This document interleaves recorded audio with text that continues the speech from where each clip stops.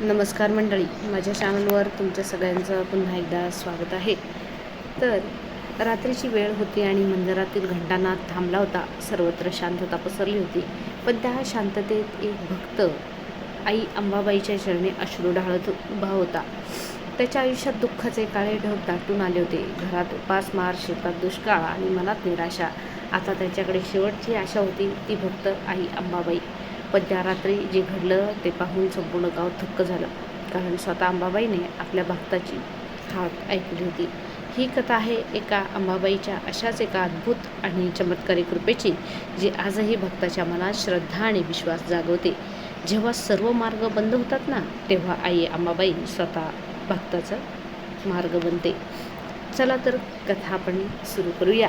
कोल्हापूरच्या महालक्ष्मी मंदिर जवळ गणू नावाचा एक गरीब शेतकरी राहत होता. तो अंबाबाईचा मोठा भक्त होता.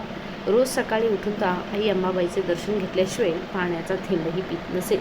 एक वर्ष गावात भयंकर दुष्काळ पडला. विहिरी कोरड्या पडल्या, शेत जळून गेली आणि लोकांच्या घरात अन्नाचा दाणाही उरला नाही. गणूची परिस्थिती तर खूपच वाईट झाली होती. घरात पत्नी, 2 लहान मुलं आणि वृद्ध आई, सर्वजण उपाशी राहू लागले. एक दिवशी गणू अंबाबाईच्या मंदिरात गेला.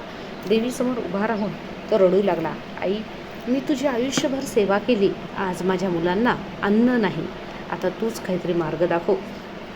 असे म्हणत तो मंदिराच्या एका कोपऱ्यात बसला. रडता रडता त्याला डुकली लागली आणि स्वप्नात त्याला तेजस्वी प्रकाश दिसला. त्या प्रकाशातून अंबाबाई प्रकट झाली. तिच्या चेहऱ्यावर मायेचं हास्य होतं.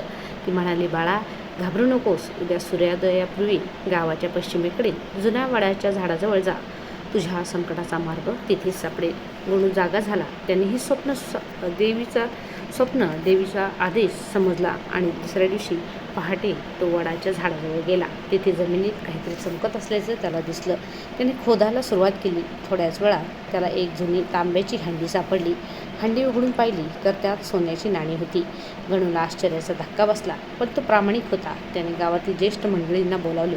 चौकशी केल्यावर समजले की ती हंडी अनेक वर्षापासून हरवलेल्या एका श्रीमंत घराण्याची होती आणि आता त्या घराण्याचा कोणीही वारस उरला नव्हता. गावकऱ्यांनी सर्वांच्या संमतीने ती संपत्ती गणूला दिली.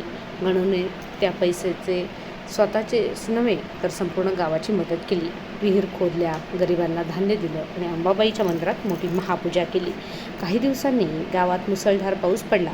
शेत हिरवीगार झाली. लोक आनंदाने नाचू लागले. त्या दिवशी गणू देवीसमोर उभा राहून म्हणाला, आई, तू मला फक्त धन दिलं नाहीस तर संपूर्ण गावाचं जीवन वाचवलंस.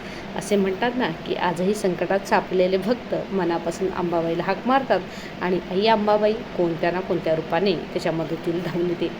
ती तात्पर्य या गोष्टीचं असं आहे, या कथेचं, की खरी भक्ती, प्रामाणिकपणा आणि देवीवर अढळ विश्वास कधीही वाया जात नाही. बरं, अंबाबाई आपल्या भक्ताची हाक नक्कीच ऐकते.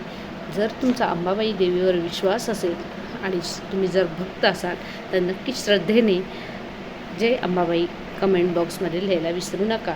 आणि माझ्या अश्विनी मराठी स्टोरीज या माझ्या यूट्यूब चॅनलला लाईक, शेअर, सबस्क्राईब मात्र जरूर करा. भेटूया नेक्स्ट व्हिडिओमध्ये नवीन कथेसह. तोपर्यंत सर्वांना धन्यवाद.